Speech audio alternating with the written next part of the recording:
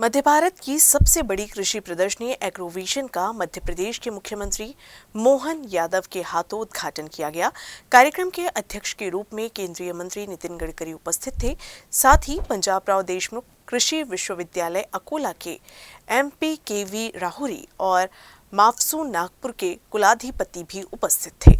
नई टेक्नोलॉजी का उपयोग हो और कुल मिलाकर के देश के लिए किसान संपन्न बने, तो कृषि आधारित अर्थव्यवस्था होने कारण से ये बहुत पवित्र काम है।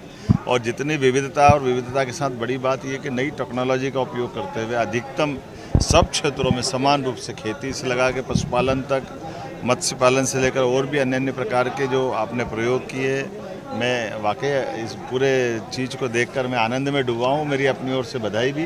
कृषि क्षेत्र में नई तकनीकों के साथ साथ किसानों को आय के नए साधन उपलब्ध कराने के दृष्टिकोन से यह विभिन्न विषयों पर कार्यशालाएं भी आयोजित की जा रही हैं। ॲग्रोविजन आज सुरू झालेलं आहे।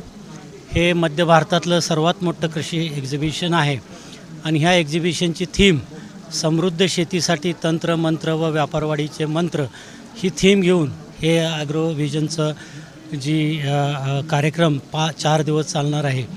ह्या ॲग्रोविजनमध्ये सर्व प्रकारचे शेतकऱ्यांना वेगवेगळे जे इनपुट्स वापरतात त्याच्याबद्दलचे सर्व स्टॉल्स लागलेले आहेत। ॲग्रोविजनच्या प्रदर्शनाचा त्यांनी लाभ घ्यावा व त्याचं अनुकरण आपल्या शेतीमध्ये करावं आणि इतर शेतकऱ्यांनाही सांगावं, याच माझा ह्या ॲग्रोविजनच्या निमित्तानं संदेश राहील।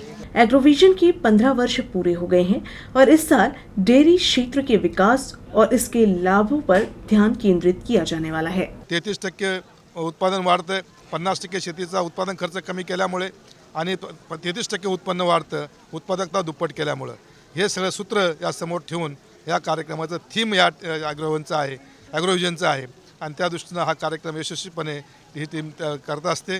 त्याबद्दल माननीय गडकरी साहेब आणि त्यांच्या सर्व टीमचं मी या ठिकाणी आभार व्यक्त करतो, अभिनंदन व्यक्त करतो।